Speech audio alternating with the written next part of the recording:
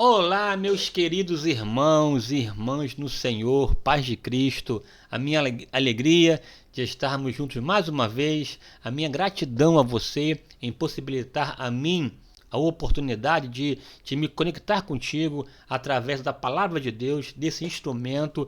É minha oração que esse contato te faculte bênçãos copiosas, te prepare para servir a Deus com alegria e fazer a sua obra com excelência, e aonde quer que você seja uma bênção para a glória de Deus, viu? Está aí no meu canal, na legenda, Pastor Gilson Paulo Oficial, que é o endereço do meu canal aqui no YouTube. E está também a reboque aí a minha agenda Pix, 219-8477-8523, 219-8477-8523. Não se esqueça de se inscrever no canal, né? Acionar o sininho, curtir, comentar e compartilhar para que esse canal atinja outras pessoas, porque hoje estou aqui com você nesse canal, mas em breve, em nome de Jesus, eu creio que Deus colocará pessoas que somarão esforços comigo para termos aí um prédio, né, um núcleo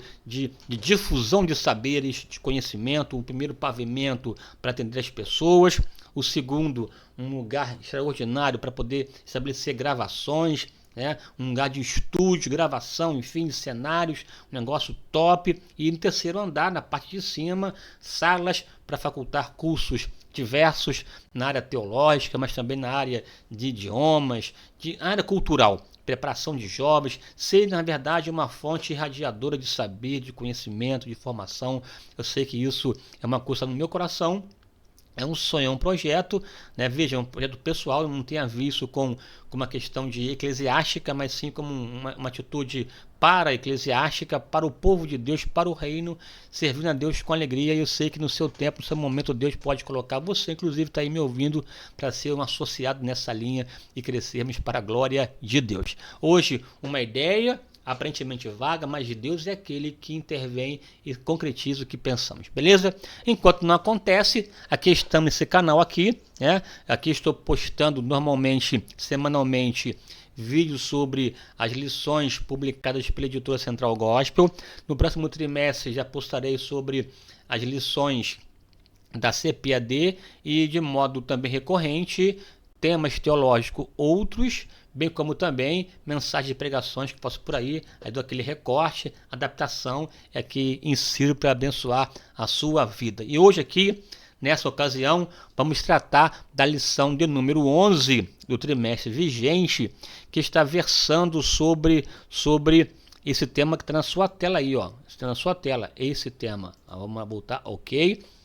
As ordenanças de Jesus, ou as ordenanças para a igreja, um tema que vai tratar da ceia do Senhor, bem como também do batismo nas águas, duas ordenanças de Jesus para a igreja. E aqui analisaremos essas questões desse assunto. Acredito que faremos dois vídeos, um para tratarmos do batismo e outro da ceia. Aí vou ver aqui o andamento da nosso tempo, caso seja necessário, dividirei em dois blocos, em dois vídeos para abençoar a sua vida, mas aí na ministração que eu faço nas igrejas, eu faço uma síntese para utilizar aí em termos de quase aí 50 minutos, beleza? Vamos então aqui avançar em nome do Senhor. As ordenanças da igreja. O texto bíblico básico, Mateus 16, 14 e 16, Marcos, né, 16, 14, 16 e Mateus 26, do 26 ao 29. Diz assim o texto bíblico: Finalmente apareceu aos 11, estando eles assentados juntamente, e lançou-lhes em rosto a sua incredulidade e dureza de coração, por não haverem crido nos que o tinham visto já ressuscitado. E disse-lhes: Ide por todo o mundo e pregai o evangelho a toda criatura. Quem crer e for batizado será salvo, mas quem não crer será condenado. E estes sinais seguirão os que creem em meu nome. Aí começa uma postura interessante, fechando o capítulo 16 de Marcos. O Mateus 26, do 26 ao 29, é o texto de Jesus no Getsemane, no cenáculo, antes de Getsemane, ele realiza a sua última ceia, a Páscoa, e nessa Páscoa ele estabelece a ceia. Eu estive lá no cenáculo, interessante isso aí, lá em Jerusalém, um negócio assim, top, enfim, aqui é uma outra experiência que eu tive, no momento apropriado eu vou compartilhar com você, e aqui ele vai então nesse momento no cenáculo, ele realiza a Páscoa, e nessa Páscoa ele estabelece a ceia do Senhor. Enquanto comiam, Jesus tomou o pão e, abençoando, o partiu e deu aos discípulos e disse: tomai e comei, isto é o meu corpo. E tomando o cálice e dando graças, deu-lhe, dizendo: bebei dele todos, porque isto é o meu sangue, o sangue do Novo Testamento, que é derramado por muitos para a remissão de pecados. E digo-vos que desde agora não beberei desse fruto da vide até aquele dia em que eu beba de novo convosco no reino do meu Pai. Que maravilha, que promessa maravilhosa, né? É até emocionante. Estou aqui aguardando, em nome de Jesus, participar das bodas do Cordeiro. E o Cordeiro, esse que venceu a morte, nos servir naquele dia tão espetacular, tão maravilhoso, tão extraordinário, em que a nossa alma já se regozija e se alegra na presença do Senhor. Deus é bom, Ele é maravilhoso. Aqui, contando aqui as lágrimas, voltando aqui à serenidade da nossa exposição. Objetivo da lição, né? Entender o batismo em águas e a Santa Ceia como ordenanças deixadas pelo próprio Jesus, o Cristo. Explicar o sentido da palavra ordenança. Terceiro, explicar os simbolismos e significados tanto do batismo, bem como da ceia do Senhor. Então vamos lá, avançando em nome de Jesus. Ao começar pelo batismo, um elemento importante, muito comum no contexto de Jesus. Aqui eu vou te mostrar que esse ritual do batismo, com as suas diversas formas, muito comum na cultura judaica. Esse rito de purificação muito comum, tanto que existiam as talhas, referências no contexto do Novo Testamento, do Antigo Testamento, de Levítico, onde que os cultos, todo esse processo de purificação, que foi até potencializado de modo exacerbado pelos fariseus, esse desejo dessa purificação externa, e a água como elemento de purificação, enfim, aí a gente entra no cenário do batismo. Eu vou aqui dar aqui o sentido para nós enquanto igreja. Vamos lá, aqui, né? E aí, só que antes de falar do batismo, eu quero pensar contigo sobre essa vida, esse encontro que nós temos com Jesus, que é a expressão aceitar a Jesus. É uma expressão nossa, uma expressão no contexto de uma evangeliquez, a pessoa que se converteu a Cristo, aceitou a Jesus. Aceitar a Jesus era aceitar a sua doutrina, a sua pessoa, entregar a sua vida para Ele, fazer dele a sua âncora, fazer dele o seu Senhor e Salvador. É de fato se converter, entregar a sua vida para Jesus, aceitar a Jesus. Ao aceitar a Jesus, essa expressão aceitar a Jesus significa decisão voluntária em andar com Ele. Uma pessoa que aceitou a Jesus, ela decidiu voluntariamente tomar sobre si a sua cruz e segui-lo. Quem deseja vir após mim, negue a si mesmo, tome a sua cruz e siga-me. A pessoa foi impactada pela palavra, resolveu entregar a sua vida para Jesus, e então, de modo voluntário, ela decidiu andar, viver, caminhar com Jesus. Ser, portanto, um discípulo de Jesus. Nisto implica em deixar o tal velho homem e se revestir do tal novo homem. Isto é possível mediante a obediência. Aqui eu vou explicar para você essa expressão velho homem e novo homem. É uma expressão eminentemente paulina. O apóstolo Paulo desenvolveu essa teologia do velho homem e do novo homem. E esse velho homem, essa pessoa que anda a partir da força da sua própria natureza, o homem natural. Esse homem natural, às vezes, dominado pelo pecado, dominado pelo diabo. É o homem que não consegue enxergar o que Deus deseja. Inclusive, Paulo, quando escreve a sua carta aos Coríntios, ele até faz um nivelamento, as categorias de pessoas, várias. Dentre elas, ele coloca lá o homem natural, o homem carnal e o homem espiritual. O homem natural é esse psíquicos, a pessoa que anda somente com a psique, com a alma natural. Esse homem natural não discerne as coisas. O homem carnal é aquele que teve um encontro com Jesus, mas ainda vive à mercê do ímpeto, da força, do desejo da carne. É esse sarkikos ou sarkinós, uma pessoa que teve encontro com Jesus, mas ainda é dominada pela carne ou pelo desejo de pecar. Ainda é um carnudo, é um carnal, ou alguém ainda que vive na concupiscência da carne, dominado pelo desejo da carne.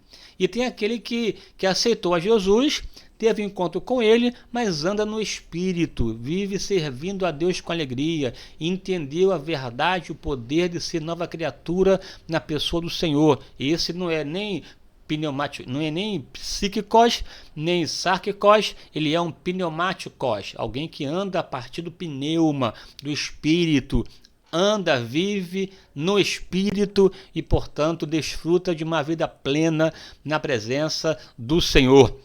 A gente tem então, esse velho homem é esse psíquicos, ou homem natural. Esse homem natural, esse homem que não se converteu, ainda é uma velha criatura. Precisa nascer de novo, um novo nascimento, essa regeneração, gerar novamente, nascer da água e do Espírito, ter um encontro pessoal com Jesus, uma experiência mística e também uma experiência subjetiva que se traduz na objetividade da palavra de Deus, em que ele entrega a sua vida para Jesus, em que o seu espírito, dantes morto, agora vivificado pelo Espírito de Deus, e que o reacende a querer adorar e viver para aquele que reina para sempre, querer agora ter contato com o Criador, respirar um novo ar, uma nova proposta de vida, com uma nova condição comportamental. Esse velho homem agora deu lugar a um novo homem, a um novo ser, a uma nova criatura, uma nova criação, com novas perspectivas, projetos, intenções,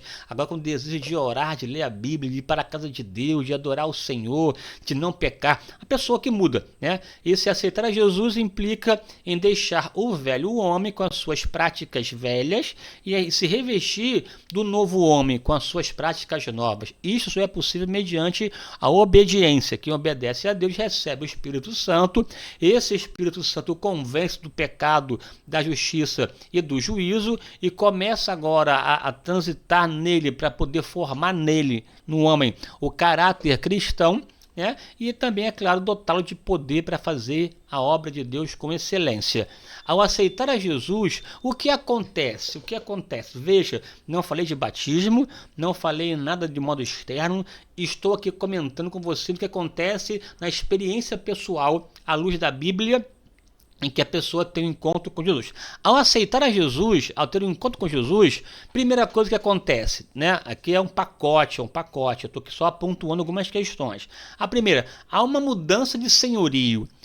Esse homem natural que vive na carne, essa velha criatura, esse homem filho da ira, esse homem que vive em trevas ou debaixo do reino das trevas, ele ao aceitar Jesus, a primeira coisa, ou uma das coisas que acontecem com ele, é essa mudança de senhorio. Ele não é mais agora escravo do pecado, não é mais escravo do diabo, agora ele passa a pertencer de fato, de verdade, ao Senhor dos Senhores. Ele passa a ser propriedade exclusiva de Jesus. Ele passa a ser agora ovelha do redil de Jesus. Ele passa a ser agora uma nova criatura, uma nova criação, e passa a ter um novo Senhor. Não mais o pecado, não mais o diabo, mas agora está debaixo de um novo senhorio. Esse novo senhorio, inclusive, presente até na estrutura ritual do batismo. Eu vos batizo em nome do Pai, do Filho e do Espírito Santo. Ou seja, você agora está debaixo da autoridade do Pai, do Filho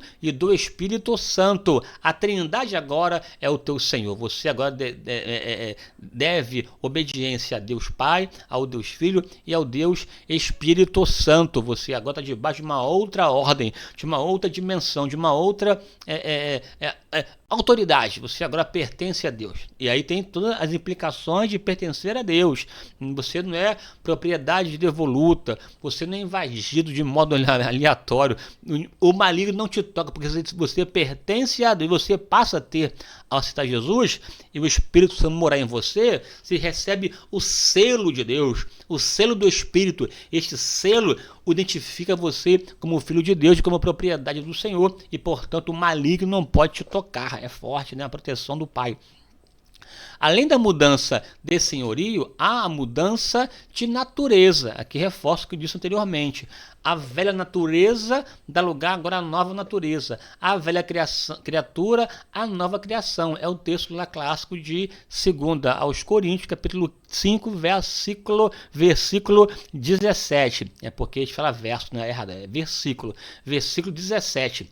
Eis que se alguém está em Cristo, se alguém está em Cristo, aceitou a Jesus, se alguém está em Cristo, nova criatura é. As coisas velhas se passaram. Eis que tudo se fez novo. Agora a pessoa vive em novidade de vida, em vida nova. Esse eis que tudo se fez novo tem a ver com uma nova criação, uma nova criatura.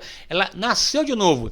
Nasceu da água e do Espírito, é a tal regeneração. E a Bíblia descreve essa etapa como a fase de criança, vai se desenvolvendo até ser homem perfeito. A Bíblia diz, inclusive, a palavra de Pedro, que devemos acessar o leite racional para que nele possamos crescer, para que nele vá descrescendo.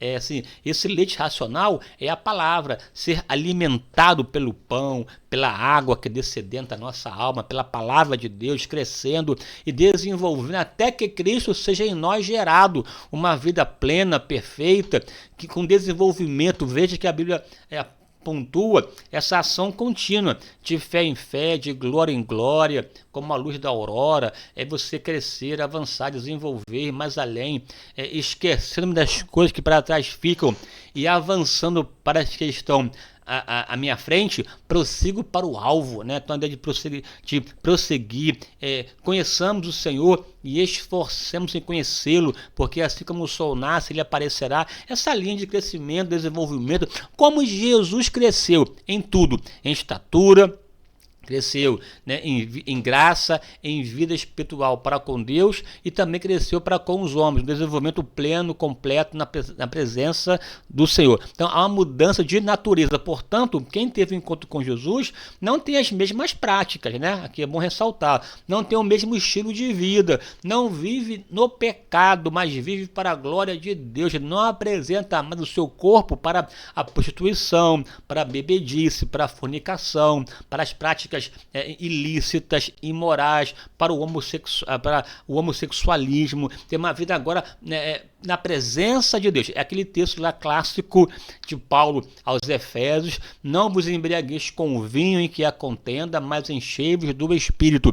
Até tenho aqui uma mensagem, com base nesse texto, e não vos embriagueis com o vinho em que há contenda, que eu trabalho aí quase 1 hora explicando em que sentido esse vinho está posto ali. Não é somente o vinho que você vai lá e bebe, não é só isso não.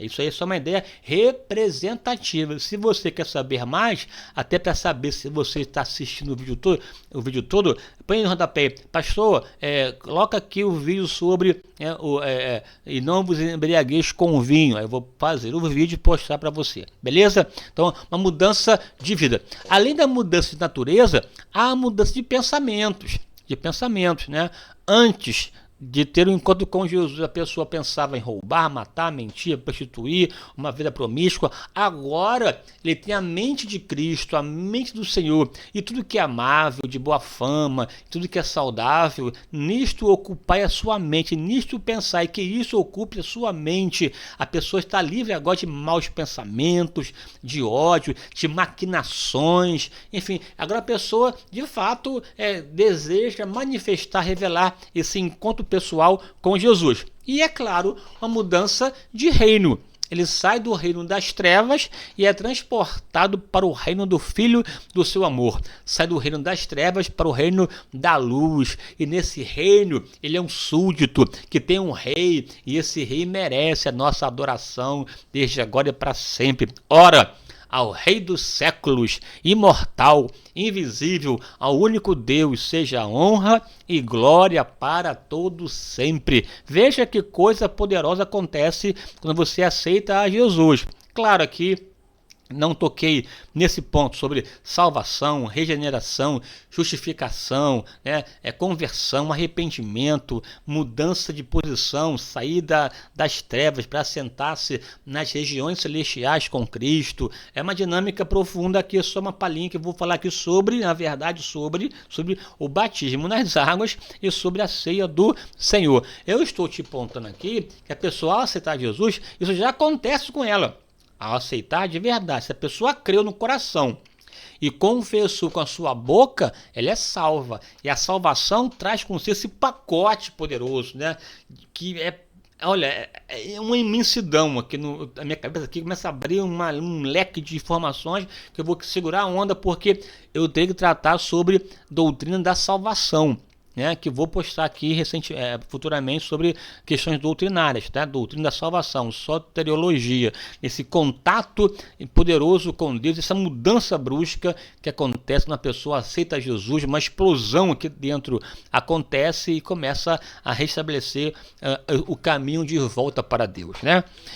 Assim, agora, veja aqui que esse velho homem, antes do encontro com Deus, a Bíblia descreve de várias maneiras. Eu vou aqui colocar aqui esse paralelo rapidamente entre a velha criatura, o velho homem, antes de aceitar Jesus, e o novo homem, a nova criatura, a nova criação, quando a pessoa entrega de verdade seu caminho ao Senhor e passa a viver para Ele.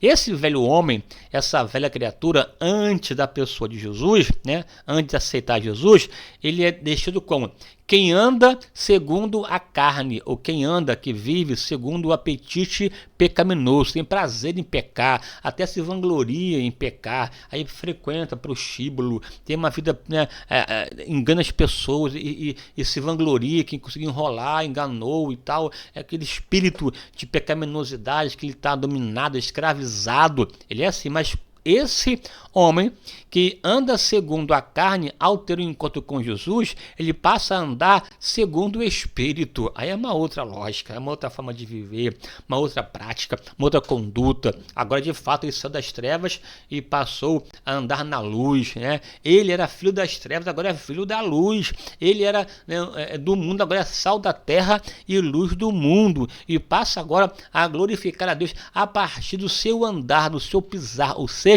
da sua maneira de viver, do seu modo de vida. A pessoa que é alcançada por Jesus tem a sua vida mudada. Essa ideia, eu sou evangélico, eu estou em Cristo, eu sou da igreja, mas continua a viver da mesma forma, não teve encontro com Jesus. Essa velha criatura é morto em delitos e pecados, e às vezes nem sente que está pecando. Quando é iluminado pela graça de Deus e o seu entendimento retorna, ele passa a cair em si, se percebe enquanto ser e depende de Deus, ele é ressuscitado juntamente com Cristo.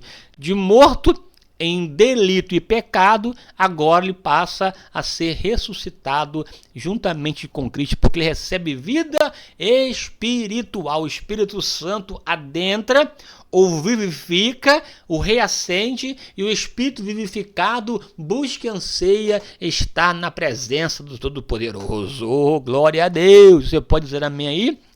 Além disso, a pessoa que não tem Jesus, ou não teve encontro com ele, está com o seu entendimento ainda obscurecido, ele está ainda entenebrecido de entendimento, ou seja, o seu entendimento não é capaz de perceber a si e a sua posição diante de Deus, e então vai na sua ignorância vivendo de mal a pior. Quando ele é impactado pela palavra, ele cai as escamas, o seu entendimento é aberto, ele passa a ter a mente de Cristo. Enquanto a mente de Cristo, ele quer viver para a glória do Senhor e andar na beleza da sua santidade. A pessoa antes de Jesus, ele anda, aquele que não tem o Espírito de Deus, mas quem aceitou a Jesus passa a ser templo e morada do Espírito. Que coisa poderosa essa coisa de aceitar Jesus, viu? Quem não tem Jesus é devedor da carne, é devedor do pecado, ele é escravo do pecado. Mas quem aceitou a Jesus, é uma nova criatura, ele frutifica para a santificação, ou seja, ele vai se aperfeiçoando à medida que ele se envolve com Deus, com Jesus, com o Espírito Santo e com a sua palavra, e a partir da sua vida comunitária na igreja, ele passa de fato a consolidar a sua fé e crescer na presença de Deus, né? A velha criatura é filho da ira e da desobediência. A nova criatura é filho da luz e filho do dia.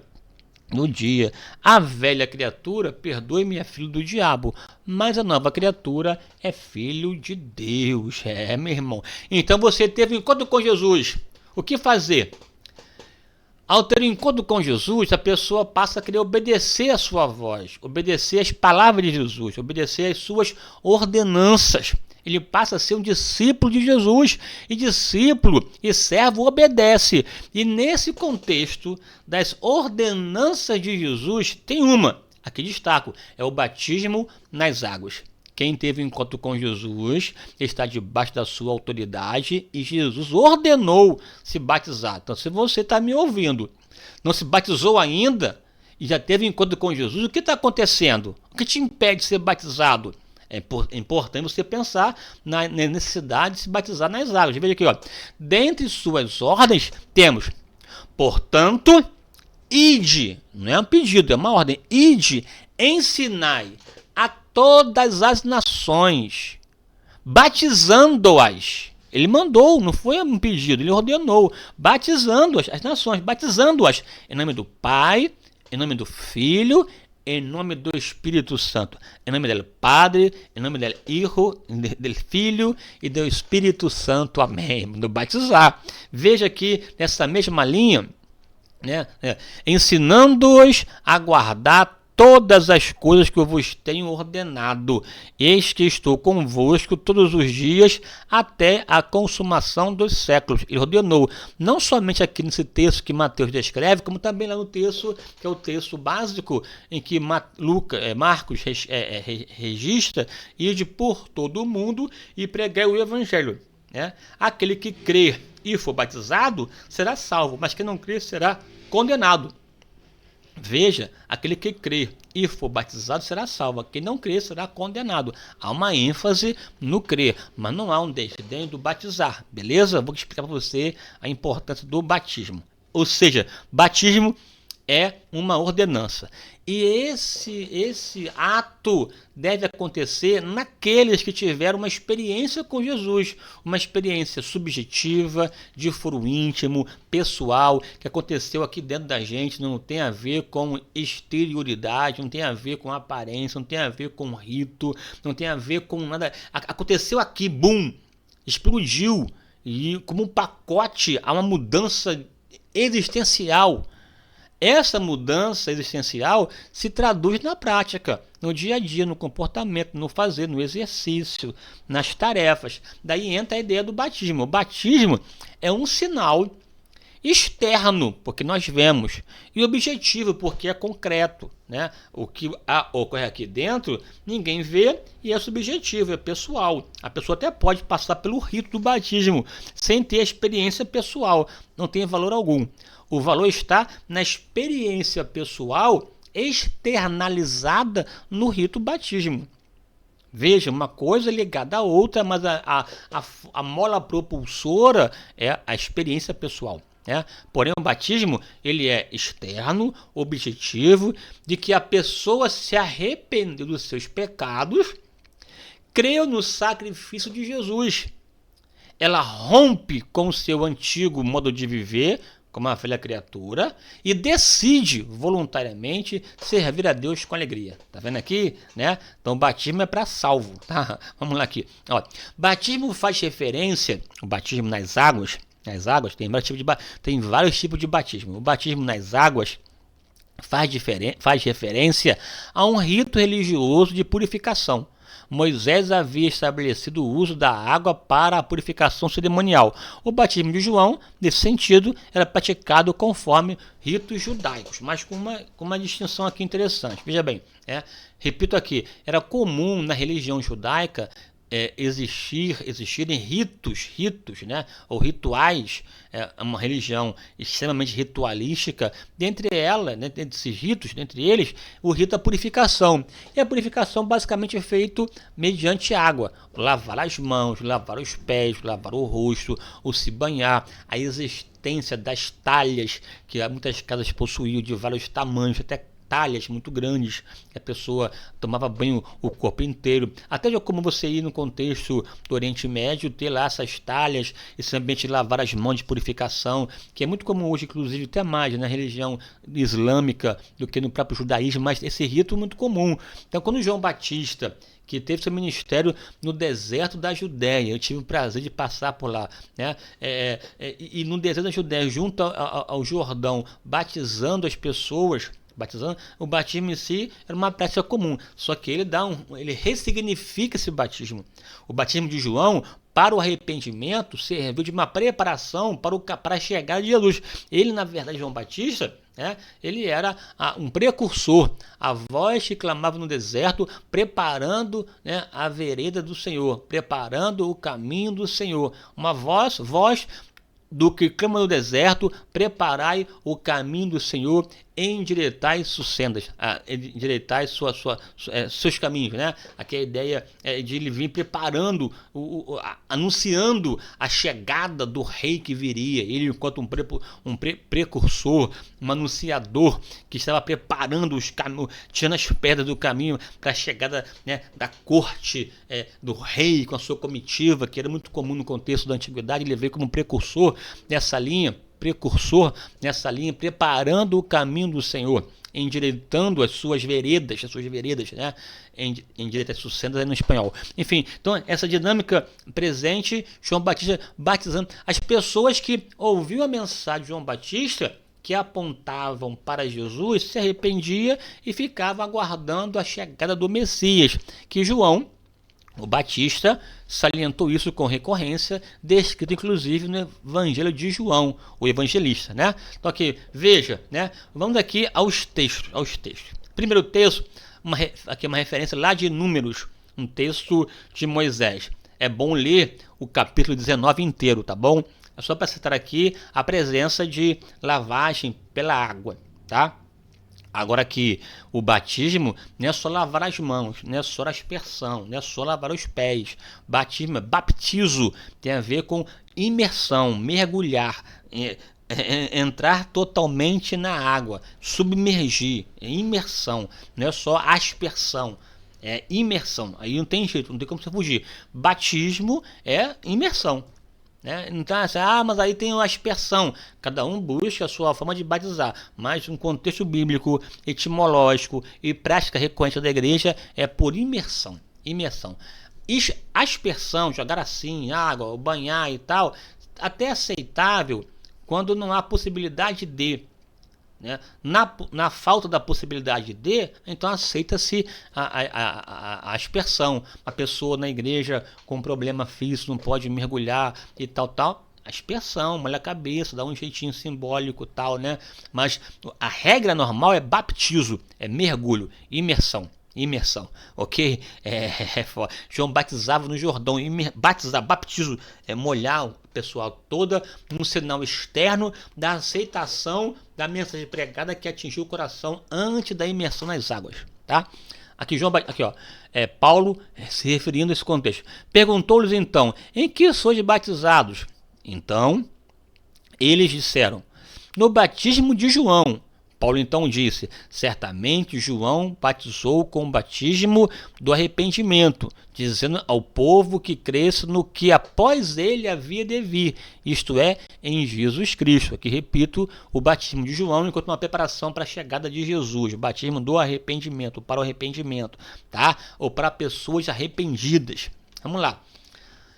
Batismo no Novo Testamento, Repito, batismo imersão, mergulho, tá bom? Aí o que fugir disso aí é acomodação histórica, circunstanciais, mas biblicamente imersão. Batismo de João preparação para o caminho do Senhor. Já expliquei isso aqui agora no slide anterior. Batismo de Jesus, ele foi batizado nas águas no Jordão, para seguir o padrão, seguir o modelo. João Batista estava batizando, Jesus aparece, ele sabe que é Jesus, porque Deus havia revelado que aquele que você vê, o Espírito Santo descer sobre ele, esse é o Messias. Então ele vai se batizar. João faz situação, como é que não, de forma alguma, não sou digno sequer desatar as suas sandálias, como tu vem a mim ser batizado, não, que se cumpra, né, o mandamento, que se cumpra a lei. Então ele veio cumprir, deixou o padrão, deixou o modelo, não precisava se arrepender, mas ele, para deixar o modelo, se batizou e seguiu os trâmites normais. Ele não veio ignorar a lei, ele veio cumprir a lei. Ao cumprir, ele nos livrou do peso dela, beleza?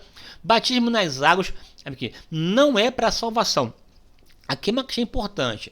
Batismo é um ritual, um mandamento, uma ordenança fundamental, importante, necessária. Não pode ser ignorada, desdenhada, não pode ser tratada de modo isolado. É uma das maiores festas da igreja, né? Um mandamento, mas não salva. Veja, o ladrão na cruz, que aceitou a Jesus, não teve tempo de se batizar. E foi salvo. Hoje estarás comigo no paraíso. Portanto, o batismo não salva. E muitas pessoas, inclusive, foram batizadas nas águas e que abandonaram a fé. Demas, amando o presente século, abandonou Paulo. Amando o presente século. Se for só e Demas foi embora, mas e amando o presente século, apostatou da fé. E apostatar só se aplica àqueles que foram alcançados, batizados, seguiu o trâmite normal, mas lá pelas tantas, em função de mil razões, apostatou da fé, abandonou. É tanta verdade que a Bíblia diz, palavra de Jesus, que quando uma casa suja é limpa, ordenada, né, organizada, e a pessoa volta a pecar, aquele espírito que estava na pessoa, né, volta ele mais 7 e passa agora a ser o estado dessa pessoa pior do que o primeiro. Então veja que é uma casa que foi purificada, né, foi adornada, mas se ele decide voltar, é como um cachorro que voltou ao vômito, como uma porca que voltou ao lamaçal. E o estado desse pior do que o primeiro, né? Então vê que o batismo não salva, mas é para os salvos.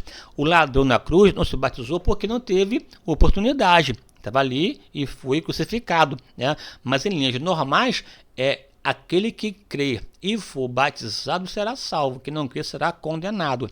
Bom que Jesus colocou ali, né, o que não crê, mas não ignorou o batismo.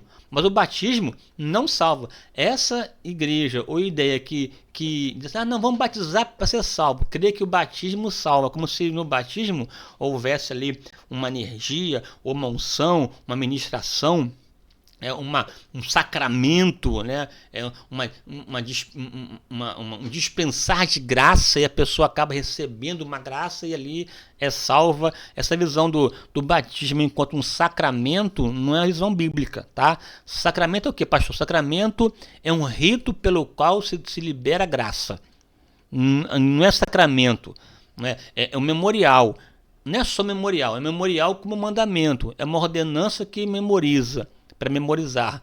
É um memorial fruto de uma ordenança, mas não é um sacramento, não tem um rito, não é um rito pelo qual se dispensa graça, conforme pensa os católicos, a teologia católica, né? Enquanto um sacramento, não. É uma cerimônia. Ali está presente no batismo uma demonstração física, pública, do que aconteceu lá dentro, tá? Mas por isso que o batismo não salva. Se o batismo não salva, não tem sentido batizar criança, né? Na católica, na teologia católica, se batiza criança, por quê? Porque, primeiro, se acredita que o batismo é um sacramento, ou seja, um rito pelo qual se libera poder, se libera graça. E é através do batismo que se abre a porta para entrar na igreja. A porta que abre, né? A chave que abre a porta da igreja é o batismo. Então, se a pessoa não se batizar, está fora da igreja. Então, ela pode morrer pagã. Entende? Então, para deixar de ser pagã, tem que se batizar. Porque uma vez se batizando, ela passa a fazer parte da igreja. E fazendo parte da igreja está salvo, porque fora da igreja não há salvação. É toda uma estrutura lógica, né? Só que, assim, o batismo não é... Se fosse assim, como então o ladrão da cruz se salvou, foi salvo, se não se batizou. Não, o batismo não é chave que abre as portas da igreja para a graça. Batismo é para salvo, para os salvos, não para salvar. Quem salva é a pessoa de Jesus. Quem purifica é o sangue de Jesus. Nada e ninguém é mais capaz de purificar uma pessoa do que o sangue de Jesus. Nem tão pouco o batismo, nem aí, né, o purgatório. Não, se o sangue de Jesus não foi capaz de purificar a pessoa, mais nada nesse mundo a purificará. Entendeu? Nada substitui o sangue que foi derramado. O sangue de Jesus. Aqui, batismo nas águas não é para salvação, é para os salvos. Por isso que também não batizamos criança, porque é uma outra questão, vou tratar daqui a pouco, tá bom? Batismo nas águas é uma ordenança de Jesus. Jesus ordenou. Bem, se Jesus ordenou, quem somos nós para não fazer, para ignorar? Tem gente aí, é só memorial, é só um simbolismo, não tem importância. Negativo.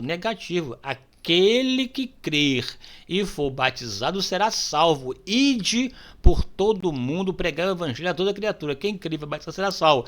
Ide ensinar as nações, batizando-as. É tão importante que ele colocou a Trindade em nome do Pai, na autoridade do Pai, do Filho e do Espírito Santo. Não podemos ignorar isso. Jesus batizava, a igreja permitiu, os apóstolos batizavam, né? Paulo batizou poucos, mas a igreja batizava, era comum você batizar pessoas. Um sinal externo, uma publicação externa daquilo que aconteceu internamente. Batismo, um ato público e simbólico da nossa fé. Por que um ato público? Porque você publicamente externaliza, declara, divulga para todos que, olha só, aconteceu aqui dentro de mim uma mudança profunda. Eu tive um encontro pessoal com Jesus, ele me perdoou, me salvou. Agora eu sou nova criação, nova criatura e quero dedicar minha vida para o Senhor desde agora e para sempre. E para testificar publicamente e simbolicamente, eu sou batizado. Em nome do Pai, do Filho e do Espírito Santo. E aqui assumo publicamente que agora eu sou um cristão. Você então, se torna público o que aconteceu internamente.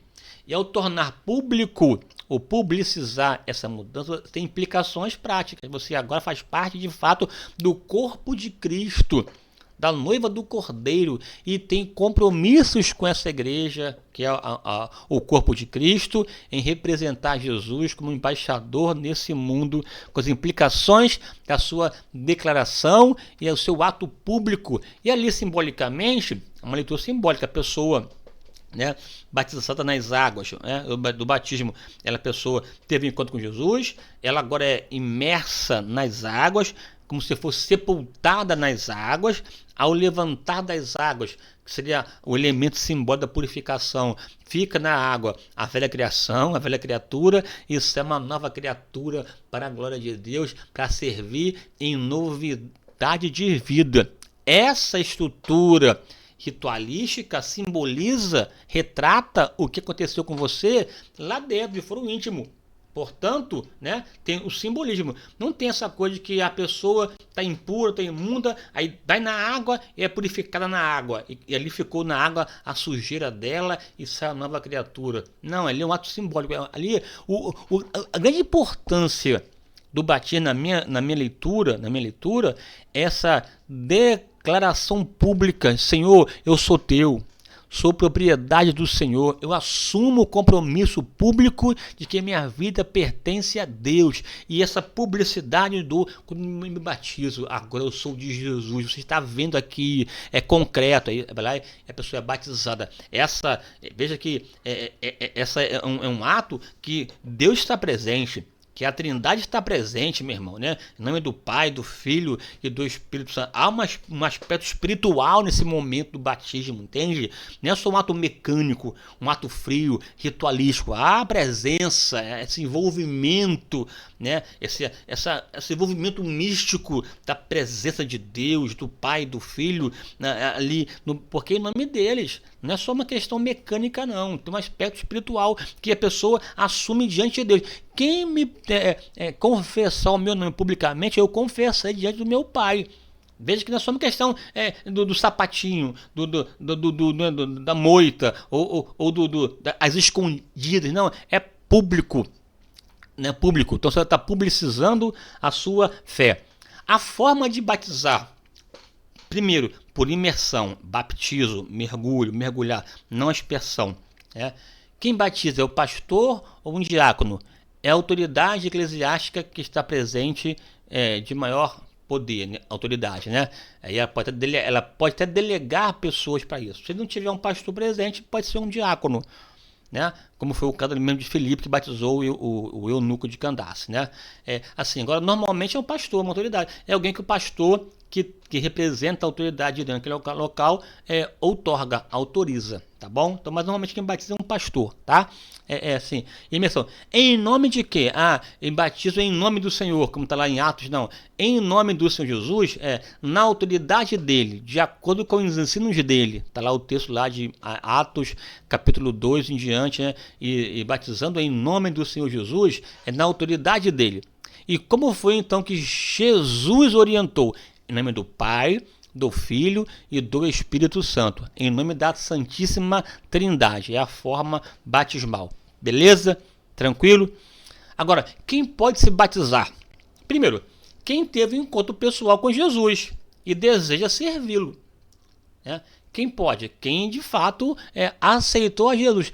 Tem a pessoa que está lá, tem caso assim, história assim, não, está lá bêbado, perturbando, vamos batizar, e batizou a pessoa para se salvar, como tem algum segmento que batiza como se fosse a garantia de salvação. Não, batizar é para quem tem consciência disso, teve encontro com Jesus. Não é para salvar, é para o salvo, que tem consciência e clareza nesse ato. Tanto que a gente nem batiza criança, porque a criança não tem essa consciência, não tem essa clareza. A gente batiza pessoas de 12 para cima, que normalmente já tem a consciência, já sabe das implicações disso, né? Das implicações, porque tem a ver com arrependimento, com consciência.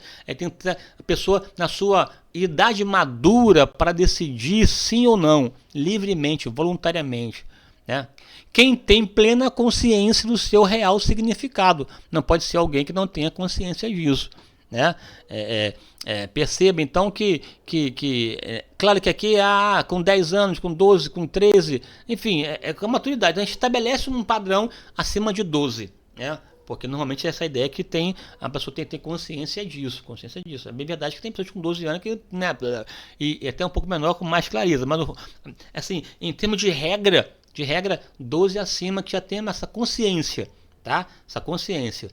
Aí tem quem deseja, quem esteja devidamente casado, quando se trata de cônjuges. A pessoa não é casada publicamente, não assumiu compromisso com a sua esposa ou seu marido, não assumiu um ato público.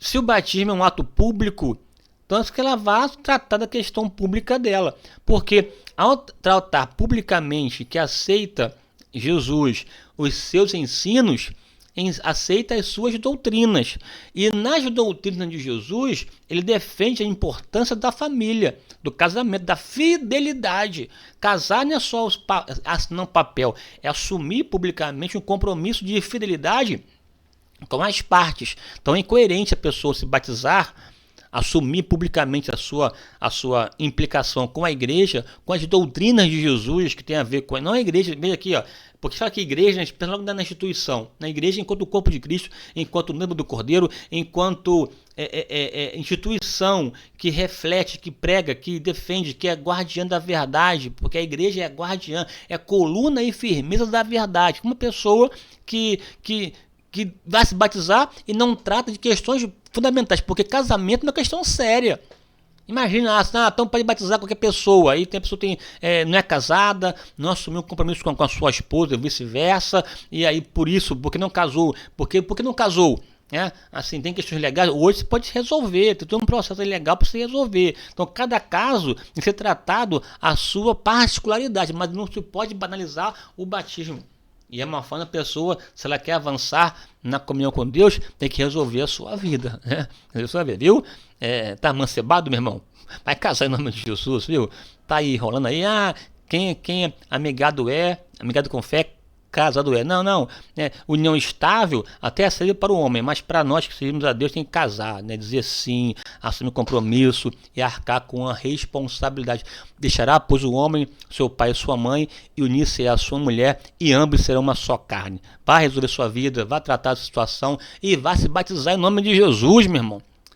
Rompa com essa barreira em nome do Senhor e decida descer as águas e avançar na presença de Deus. Quem deseja avançar na vida com Deus e realizar o seu ministério, é preciso avançar nas águas e cumprir o mandamento de Jesus. Ide por todo o mundo, batizando em nome do Pai, do Filho e do Espírito Santo.